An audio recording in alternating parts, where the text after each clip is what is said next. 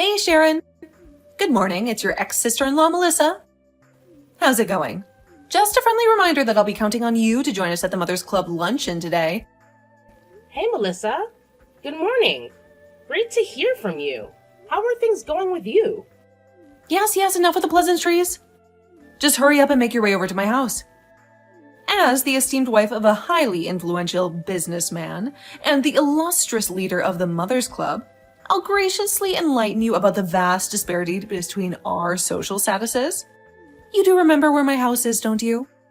It's that grand mansion perched atop the hill, visible to anyone with functioning eyes in this town. I can only fathom how challenging it must be for you, a wife who's forced to toil away every day instead of truly living her life. I thought it would be a magnanimous gesture to offer someone as destitute as you a fleeting glimpse into the opulent, high-class lifestyle, akin to that of a celebrity. I'm sorry, but I'm afraid I can't make it. I'm pretty sure I mentioned this before, but I have work on weekdays. And it would cause problems if I just didn't show up today. Work is work, you know. You may not have considered this, but declining an invitation from me, the esteemed leader of the Mothers Club, will undoubtedly stir up trouble. I demand that you come over immediately. Do you think it'll go well for you if you just defy my order like that? Sorry, but I'm actually going to New York City on a business trip today. There's nothing I can do about it, you know? What? You're going to New York City? Yes. Thanks to the business trip, I won't be returning until the day after tomorrow. Oh, what's this? Another one of your feeble attempts to deceive me into letting things slide while you enjoy your little pleasure trip, huh? Nice try. I can't believe that you could come up with such an absurd reason. I'm sorry, what? I told you already. This is a business trip. Oh, sure, you can say that. But let's not forget that New York City is also a fantastic place for sightseeing, as I'm sure you're well aware. It's amusing how you'd stoop so low as to use a flimsy business trip excuse just to indulge in a sightseeing tour and attempt to establish your supposed superiority. Pathetic, really. Claim superiority? What are you talking about? You've completely lost me. Naturally, someone as destitute as you would have the audacity to behave so impudently. It's crystal clear that you're desperately searching for anything to assert your superiority, because you know deep down that you can't measure up. Okay, look. You do understand the difference between a business trip and going traveling for fun, don't you? There is no way I would be willing to just travel to New York City for sightseeing when I am busy with work. And why do you keep saying that I'm poor? What evidence or basis do you have for making such statements? I couldn't care less about your excuses. It's not up to you to disobey my orders.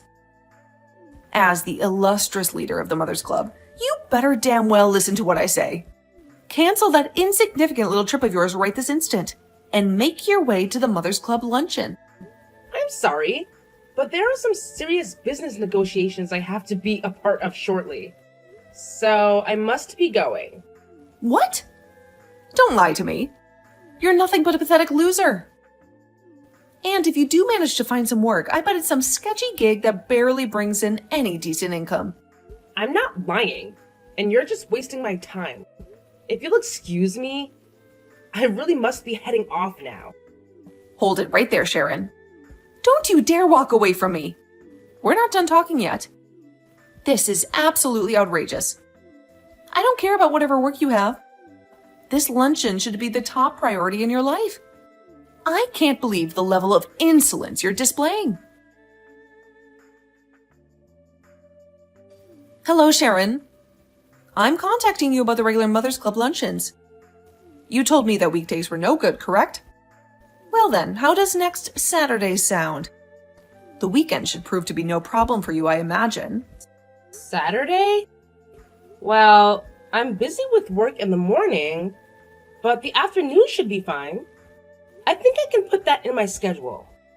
Thank you for adjusting your plans. Oh my!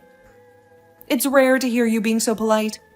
If only you could be this docile all the time.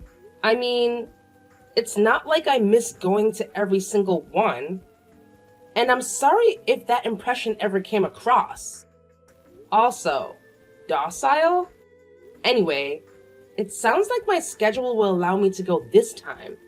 But unfortunately, I can't guarantee that I'll be there every time in the future. So, let me get this straight.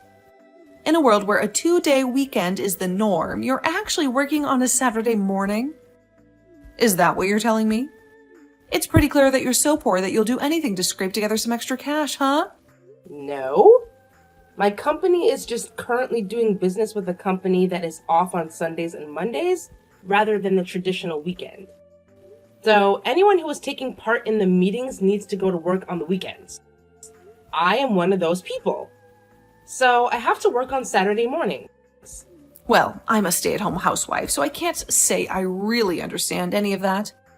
It sounds too complicated and frankly unimportant to someone like me who has such a prestigious businessman for a husband. Speaking of him, your new husband is the head of sales department at that company, Synergy Innovations, right? Oh, so you were aware of that then? You're not that clueless after all, huh? Yes. Some time ago, my company was doing some business with Synergy Innovations, and I met him during one of our meetings. Oh, is that so? Oh, right. Yes. I heard something about that recently. I think he mentioned seeing someone whose name matched one of the Mother's Club list. Well, if that's the case, then we can have a great talk about it at the next luncheon. Won't that just be fantastic? Yes, sure. I'm looking forward to it. Thank you very much for the kind invitation. Hey, Sharon. Are you finally there or what? I bet you're already on your way, trying to make up for being fashionably late as usual. Don't keep everyone waiting, though. I'm sure they're used to your tardiness by now. Hurry up! Oh, good afternoon, Melissa. I just finished up with my work for the day, so I should be able to make it there by noon as promised. I've been preparing some of the best refreshments you've ever tasted, so I eagerly look forward to your arrival. Oh, Sharon, let's talk about today, shall we? You stormed off in a huff just because a little tea got spilled on you? Seriously, why are you so touchy? It's not like the tea was scalding hot and would have actually burned you or anything. Jeez, lighten up, drama queen. It doesn't matter if it was hot or cold. Throwing a drink in someone's face is wrong no matter how you look at it. Don't you realize that? Oh my. Look who's got a little temper tantrum going on. Seems like you've got a real short fuse, huh? Just so you know, all that stress isn't doing any favors for your health or your complexion. Maybe you should try exercising some self-control and not let your emotions run wild. It wouldn't hurt for you to be more reasonable, you know. The woman who splashed tea in my face at a public gathering is telling me to be reasonable? That's a laugh. Oh, look at you playing the victim card. It's no surprise that your snide and condescending attitude rubs everyone the wrong way. But hey, I guess you're just used to being disliked, aren't you? It's not exactly a mystery why people can't stand you. When did anyone ever mention something like that? Well, if you bothered to show up at the luncheons more often, maybe you'd have a clue. But I understand you're too busy being poor and having no real opportunities in life. Trust me, I totally get it. However, that still doesn't excuse your pathetic behavior earlier. I can see why you're so angry, though. Clearly, you're just seething with jealousy over how successful my husband is. I mean, yeah, he's absolutely outstanding. It must eat you up inside. Yeah, he probably is. But when he mentioned how he just recently managed to close some business with another big company, you just had the scariest look on your face. You're lucky I was the one looking at you at the time because anyone else would have caused a scene. I thought that since you were someone who seemed to have to go out on lots of business trips, I thought you would be well aware of all the work that my husband's business would involve, as you have to deal with it so often. And yet, after hearing about how successful he was, your expression was completely giving away how frustrated you were. I hope you know. It's not good for you to be so jealous of my husband. He's just a truly spectacular businessman with some strong business connections. That's all. Oh, is that so? That's the impression you got? So you're saying I looked jealous? Oh, absolutely. It's crystal clear that you're the type of person who wears her emotions on her sleeve. Your thoughts were written all over your face, so obvious. I purposely splashed that tea on you to try to cool you down because you were getting so heated. What with that jealous expression and your clenched fists? People like you just drive me up the wall. Don't blame me. Anyone in my position would have felt compelled to do the same thing. It's only natural. Ignoring your attempts to justify the unjustifiable, I just want to confirm something with you here. Your husband was saying that he was the one who closed that deal, right? Yes. Yes, he was. He closed the deal with one of the biggest companies in the industry, Celestia Corp. That sounds strange to me. When I think about the days when Synergy Innovations representatives came to our company for negotiations, the only people who came were young women. Huh? Your company? Sharon, are you saying that you're an employee of Celestia Corp? Yes, actually. Anyway, I heard something at the luncheon that didn't sit right with me. So, I'm planning to talk to some of our staff at the start of next week. Huh? What's this all of a sudden? Are you going to be trying to look into my husband's business or something? Well, depending on how things pan out with the investigation, the business contracts between Synergy Innovations and Celestia Corp might end up having to be terminated. What? Well, it may come to pass that we'll have to speak directly to your husband, or at least to some other Synergy Innovation staff. I can't say one way or the other what the conclusion could end up being, though. It could be fine, but it could also become quite a problem. Hold on, Sharon. What are you talking about? Explain everything to me. I'm sorry, but you'll have to excuse me as I must be going. Sharon, you need to do something about this now. All this is your fault. Hurry up and do something. What is it? Sorry, but I'm in the middle of eating dinner. Can this wait? At this rate, I'm going to end up getting divorced. My husband told me that because I invited you to the Mother's Club luncheon, his taking credit for the Synergy Innovation contract got exposed. Oh, is that so? And yet, there you were being angry at me over just having tea splashed on you. Are you even human anymore? Don't you have any sympathy for me? Any at all? Okay, and? What do you mean, and? This sounds like a marital problem to me. It's not exactly my place as an unrelated person to speak up in an argument between a married couple, is it? Can't you just say something to him to get him to calm down? Something about how the contract will be fine or something. Look, this is the most important thing to me, so just do something. I'm telling you, your marital troubles have nothing to do with me. No, you're wrong. You have everything to do with this. I had no idea your husband was the president of Celestia Corp. How was I supposed to know that you were related to someone so important there? And on top of that, it turns out that it was actually one of my husband's subordinates who had managed to close the contract. He had just wanted the credit and tried to act like he was the one who did the work involved.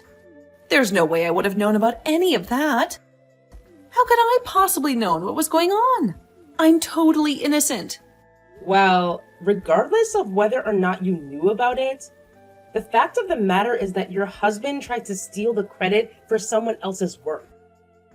That's why he has to take responsibility for his wrongdoing.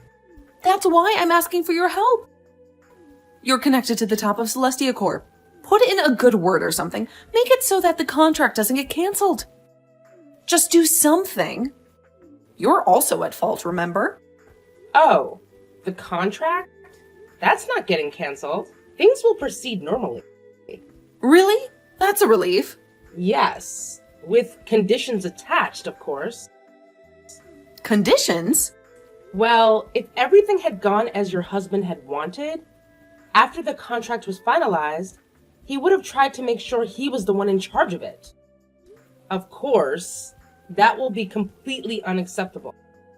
That doesn't sound good. My husband will be so angry. I can imagine he will, but that's not my problem.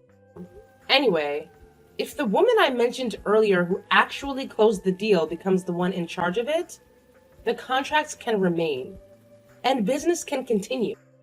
Of course, we have already informed the Synergy Innovations executives of these conditions.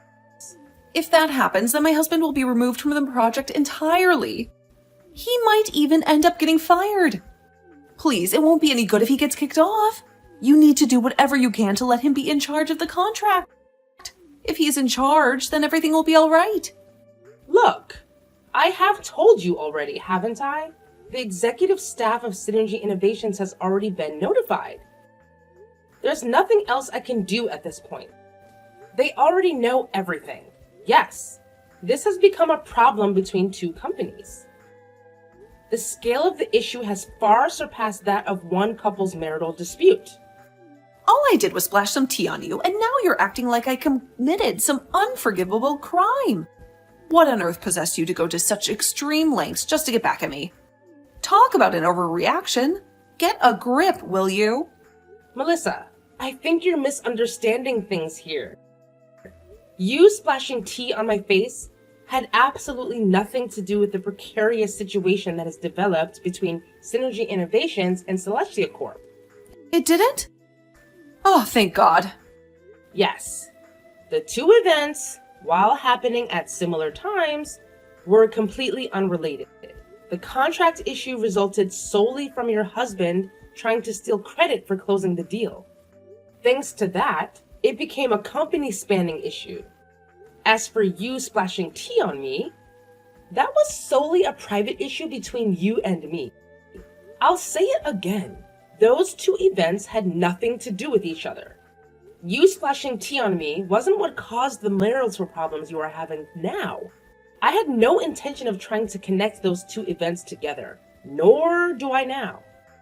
Please keep that in mind, and don't get it mixed up anymore, okay? Sharon, what's going on? What did I just receive at my door? A man is telling me I've been served, and it says you're suing me for assault? You're trying to get damages? Why are you doing this to me? Good evening, Melissa. As poorly timed as ever, I see. I think it should be obvious what is happening, as you just described it to me yourself. Do you think splashing tea in my face wouldn't fall under the definition of assault? It could have been hot. I could have been horribly burned. What are you blabbering about? You claimed that you wouldn't seek revenge on me for accidentally splashing tea on you. And now you have the nerve to backtrack on your own words? How dare you? Well, that's not all either. I'm also suing you for defamation. Thanks to all the slanderous lies you've been spreading about me within the Mothers Club. Things like how my household is so poor that we can only afford to eat expired and moldy food, or that I need to work shady jobs in order to pay off the extreme debt my family is saddled with, or that my frequent business trips are actually trips to see a man I've been having an affair with. Do you deny having spread these rumors around not only the Mothers Club, but much of our neighborhood? There may be people who actually believe those lies, and those lies have harmed my reputation within the community. That's why I'm suing you on both accounts. Don't you think you're taking things too far? A lawsuit is just going over the top. Look, I ended up getting divorced from my husband already. Isn't that enough for you? Why do you still have to hound me like this? You're such a terrible person, Sharon. And here I thought you were the best ex-sister-in-law I've ever had. Didn't I tell you? The two cases were completely unrelated. Thus, they would be dealt with separately. Of course, I would be happy to settle the case out of court if you would just pay me compensation for all of the distress you've caused me. What is going on? For you to be living in such a shabby apartment with only one bedroom, yet actually be married to a company president? You're practically a celebrity. It's completely unfair. I'm sorry, what? If I had known about that, I wouldn't have made such a stupid mistake. Okay. Putting aside how you sound like you think it would have been fine for you to treat me poorly if I actually were poor, that apartment you're talking about is just a place I'm renting to do remote work. Do you realize that? That is just some place you do remote work at? That's impossible. Well, our company started allowing employees to primarily work remotely around 2 years ago. But I'm not really the kind of person who can get work done at home. So I rented out a different place so I could focus properly. It's also close to my son's elementary school, so it's pretty convenient for taking him to and from school too. Our actual house is in a gated community a bit further out of town, in a more affluent area. Wait, a gated community? There's only one of those near here, and that's the richest area in the city. Don't tell me. You're actually living there? Look, there's nothing else relevant you want to ask, right? Hold up, are you serious? Nothing else relevant? I've got a ton of questions left, and you better be the one to answer them all. After all, you're the mastermind behind this chaotic disaster. You practically flipped my whole life around, and now you're acting like it's no big deal? Well, I can't say I really want to talk to you any longer, so your questions can instead go through my lawyer. She'll be in touch with you soon. As for me, I'll be going now. Goodbye. No, wait, don't go yet. Look, my husband is also trying to bring money out of me. I'm begging you. Please don't push forward with this. I've suffered enough. Please just let it go. Please talk to me, Sharon. After our last conversation, things took a turn. Melissa ended up settling the case by sending me the money I had requested. As for the money her now ex-husband was after, it seems like he was seeking some sort of retribution for her infidelity. Turns out she had been having an affair with another man, who was already a father himself. Her ex-husband was already in a tough spot, having been demoted and facing a significant pay cut as a consequence of his actions. But let me make it clear, the affair and his demotion were completely unrelated. He did everything in his power to make Melissa pay for her actions. It seems he even gained custody of their daughter, which means Melissa now has to provide child support for a child she no longer gets to see. So now, Melissa finds herself working tirelessly day and night to fulfill her financial obligations. Quite a departure from her previous life as a privileged housewife. Perhaps she'll learn a thing or two from this experience. However, since she's never worked a day in her life, she's struggling quite a bit. One day, she sent a text to everyone in the Mothers Club, complaining about how tough work was for her. Well, it seems everyone has had enough of her constant whining, so they simply blocked her to avoid dealing with it anymore.